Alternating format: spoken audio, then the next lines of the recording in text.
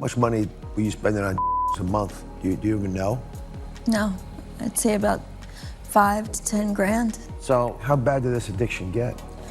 I was taking 18 to 20 pills a day. To mask much of her pain, she turned to and all the while continuing to fall deeper into depression. She says oftentimes not caring whether she lived or died. I thought, you know what? I'm going to let people know what I've been through, tell the truth about my life. Over the years, have been a major point of contention in Hollywood, with many of our beloved stars getting caught up in their grip, and tragically, some even falling victim to them. Now, enter Stacy Dash, who seems poised to shine a spotlight on this issue. Word on the street is there's more to the circulating in celebrity circles than meets the eye. Rumor has it that some are being used not just for recreation, but as a means of control, particularly when it comes to Black actresses. It's not entirely far-fetched when you consider how abruptly some of the most talented Black actresses in the industry have veered towards substance abuse. It's always seemed suspicious, almost like someone, maybe a partner or some shadowy figure, might be supplying these possibly in an attempt to manipulate or control them. Perhaps this is why Stacy Dash is gearing up to shed light on how Hollywood exploits these actresses through. So, let's delve deeper into how exactly this alleged manipulation plays out. Now, Stacy Dash has also had her own share of. In a heart-to-heart on the Dr. Oz show, she bravely laid bare her struggles with addiction, recounting a past littered with trauma. It's a raw and honest conversation where Dash doesn't hold back. She reveals that addiction runs deep in her family. Both her parents battled their own with substances. Shockingly, Dash confesses that her tryst with began at a shockingly young age, just 8 years old, and it didn't stop there. By the time she hit 16, her own mother introduced her to Both my parents, my father was. This isn't some distant memory either. Stacy's been candid about her past struggles, even opening up to ET back in 2016 while promoting her book, There Goes My Social Life, From Clueless to Conservative. But the pain didn't stop with addiction. She bravely shares with Dr. Oz that trauma haunted her early years, revealing she was a victim of the M word at the tender age of 4. She said, I didn't really remember until I was 17 when I tried to myself. It was at that time that I remembered that happened to me, and I had already been very angry. I was very angry. I became angry at, I'd say, around the age of 10 or 11, which is when my mother finally left my father. Even though my home was unstable and my father was I knew he loved me. He couldn't overcome the addiction. Really remember until I was 17 when I tried to myself. It was at that time that I remembered that happened to me. Stacy Dash's journey through the maze of addiction took some dark turns. She spills the beans about her wild escapades after running away from home, diving headfirst into the party scene. And if that wasn't enough, she found herself trapped in an relationship during her early 20s. But Stacy's story takes a hopeful turn when she managed to get clean. She said, I'm not blaming doctors at all because it was my choice to take more. It was my choice to take that extra one even though I wasn't in pain. I chose to do that because the Vicodin filled that hole inside of me. It filled that anger. It calmed that anger down. It slowed my brain down. It gave me the ease so that I could deal with life. I'm not blaming the doctors at all because it was my choice to take more. You know, it was my choice to take that extra one even though I wasn't in pain. I chose to do that. However, life threw her a curveball when she was prescribed Vicodin to manage the pain from fibroid cysts. Little did she know that prescription would become her downfall. She spiraled back into addiction, with the clueless star confessing to popping a staggering 18 to 20 pills a day. The scary part? No one had a clue. Her addiction didn't just cost her health, it cost her everything she held dear. As for what stopped her, she straight up admits, I almost died, and that's no joke. Her kidneys were so jacked up from infections that her blood turned toxic, and her organs started to bail on her. That's when she got rushed to the hospital and had to go through a full-blown blood transfusion just to keep kicking. She spent 3 whole weeks in there, but by some miracle, she made it out alive. I almost died. My kidneys were so infected that my blood was septic. Oh. And my organs were shutting down. So I got rushed to the hospital.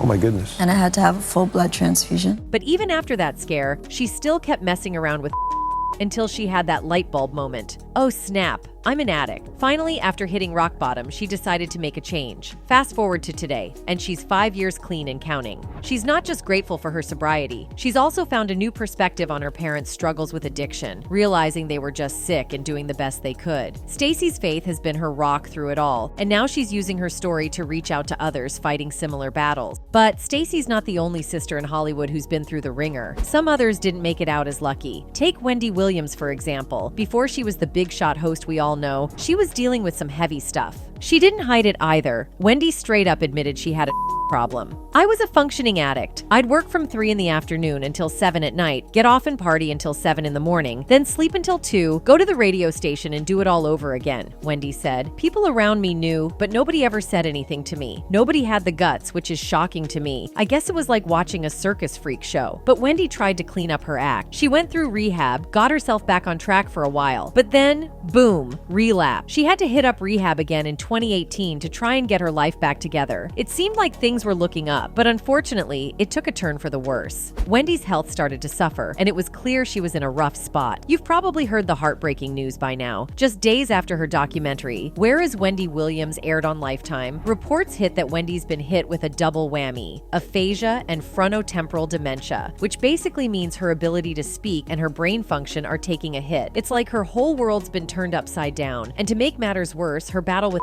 addiction hasn't exactly been doing her any favors. I mean, think about it. Wendy's always been that vibrant, outspoken personality on screen, dishing out all the latest gossip and keeping us entertained. But now, with her ability to communicate slipping away, it's like she's losing a part of herself. It's heartbreaking, really. Apparently, she got diagnosed last year after a string of medical tests, and her team's saying these conditions are throwing some major roadblocks in her path. We're talking aphasia, messing with her language skills, and frontotemporal dementia, which messes with her behavior and cognitive functions.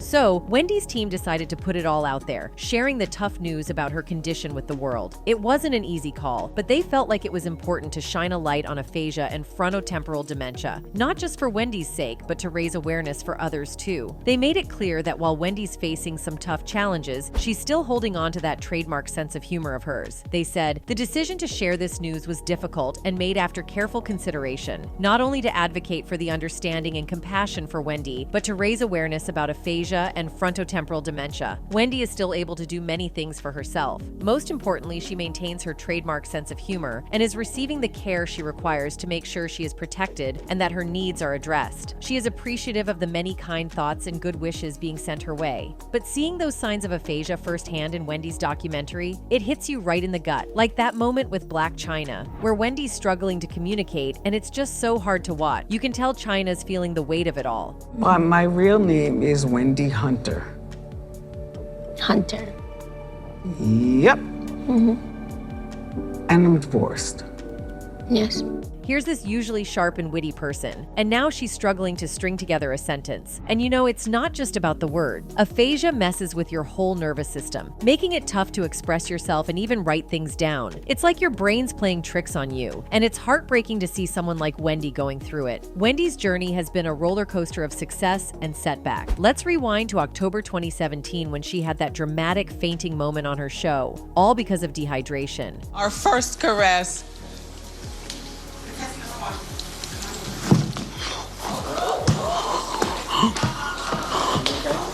From then on, her personal life became headline news for a solid 2 years, thanks to a mix of health issues and her relationship saga with Hunter. In February 2018, Wendy dropped the bombshell. She's got Graves' disease causing hyperthyroidism, and this wasn't a recent diagnosis. She's been battling these conditions for nearly 2 decades. The pressure behind her eyes sometimes gives them a distinct look, and she rocks wigs in public because her thyroid situation has thinned out her natural hair. But there's more. Wendy accidentally fractured her shoulder in December 2018. Like, can this woman catch a break? In March 2019, she revealed she'd been living in a sober house for a hot minute and dealing with vertigo. And just when you thought that was enough, later that year, she shared that she got hit with lymphedema, a condition causing swelling in her ankles. All these health challenges forced Wendy to take several breaks from hosting her show. We're talking 3 weeks in 2018 and a whopping 6 weeks in 2019. And if you thought her personal life was on cruise control, think again. In April 2019, she dropped the D-bomb divorce. Irreconcilable differences led her to call it quits with Hunter after he fathered a baby with a mistress. And now she's dealing with aphasia and frontotemporal dementia. It really is unfortunate. Now, typically FTD comes with these big shifts in behavior and personality, plus struggles with language, which, let's face it, doesn't exactly align with Wendy's gig as a talk show host. I mean, her whole thing is communicating with flair and wit, so you can imagine how tough this must be for her. But here's the thing, aphasia and FTD don't just pop up out of nowhere. It's a slow, gradual process, and we might have started noticing some of those struggles in her interviews before. I know,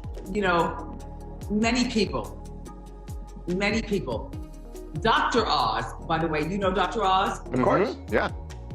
All right. Now, while aphasia might mess with her ability to get her words out, it's not a knock on her intelligence. She's still sharp as a tack upstairs. It's just a matter of getting those thoughts from brain to mouth. That's the challenge. We've seen celebs bounce back from some tough spots and come out stronger than ever. So here's hoping Wendy gets hooked up with some top-notch doctors who work their magic, and maybe she'll be back in action before we know it. But healing takes time, so we're rooting for her to take all the time she needs to get back on her feet. Sending all our love to the one and only queen of gossip, Wendy Williams. Then we have Mary J. Blige. Her sophomore album, My Life, is perhaps one of her best projects to date. However, the events that inspired it stemmed from some of the darkest moments in the songstress's life. During her highly talked about documentary, Mary J. Blige's My Life, commemorating the 25th anniversary of the 1994 project, she spoke candidly about the iconic album, her battle with addiction, and times where she had thoughts of I was just trying to drink my life away, take till I die, whatever it was, the Just Fine singer revealed in the film. Most of the time, I was just depressed, and I didn't want to live. I've had plenty of dark times since then, but this was a turning point, a decision I had to make, either live or die.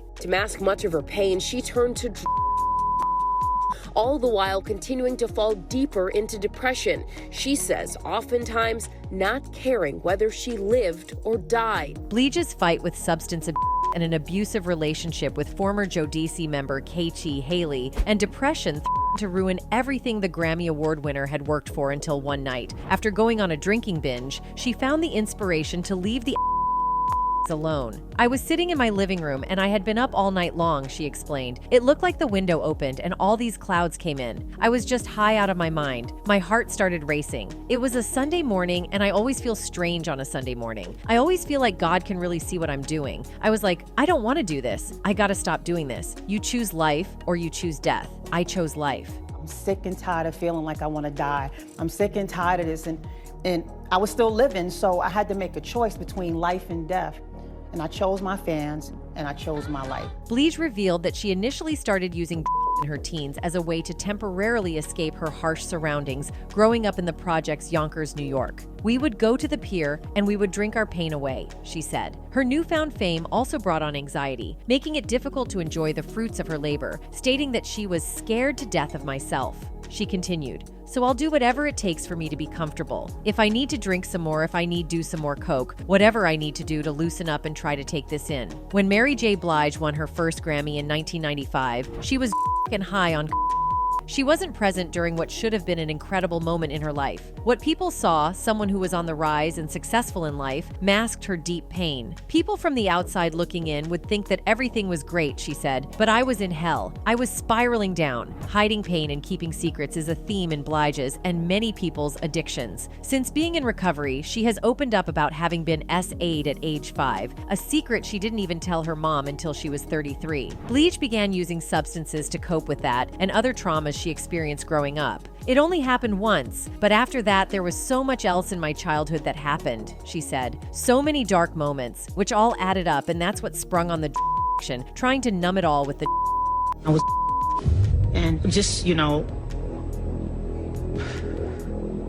I remember feeling literally right before it happened, just could not believe this person was going to do this to me. Blige says that in recovery, she's had to learn how to cope without substances. She has also made it a point to be open about her struggles, all of them, not just addiction, in songs and interviews. Regarding her 2017 album, Strength of a Woman, about fighting for a marriage, in order to stay sober, Blige keeps structure in her life. She works out at 7:30 a.m. every day, tries to eat healthy and drink a lot of water, and takes midday naps when possible. The singer is now in a better place, though some of the trauma still haunts her. However, looking back, she says, the sadness in that album, it's very triumphant now. Finally, we have Whitney Houston. Her unmistakable voice and career left a major impact on the music industry, which she exited suddenly and tragically. The singer, nicknamed The Voice, was known for a powerful vocal ability that earned her multiple accolades throughout her life and even after her death. However, her and tumultuous personal life behind the limelight became just as well known as her music.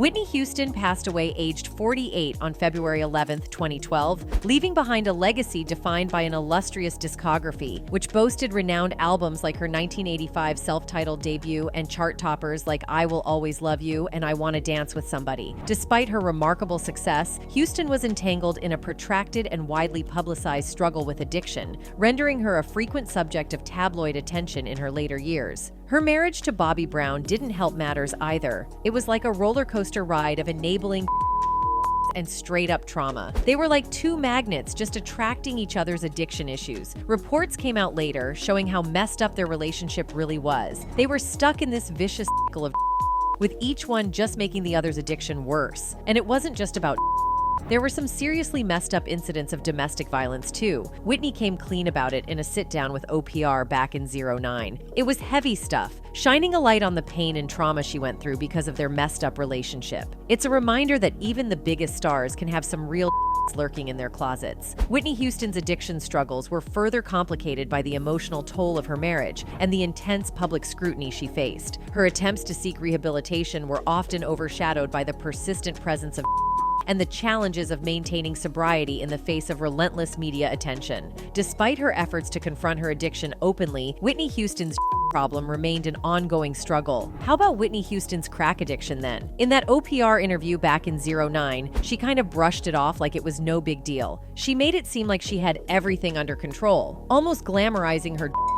Instead of crack, she said she preferred a mix of weed and making it sound like it was somehow less of a problem. And she even talked about buying in bulk, like she was some kind of dealing mogul. It's crazy how addiction can twist your perception of reality. You level it off with the marijuana, okay? So your choice was weed combined with rock. Yes.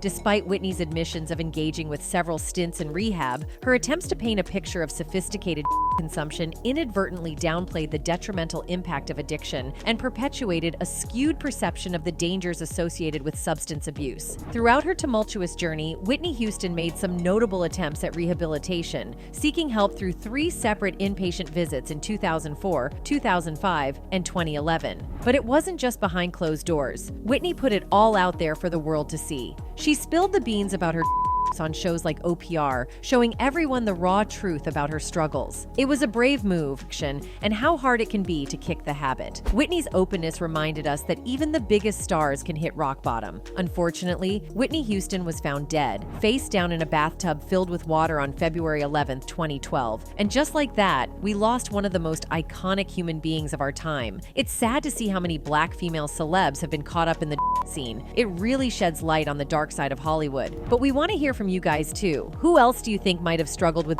abuse in the industry? Drop your thoughts in the comments below and we'll catch you in the next video.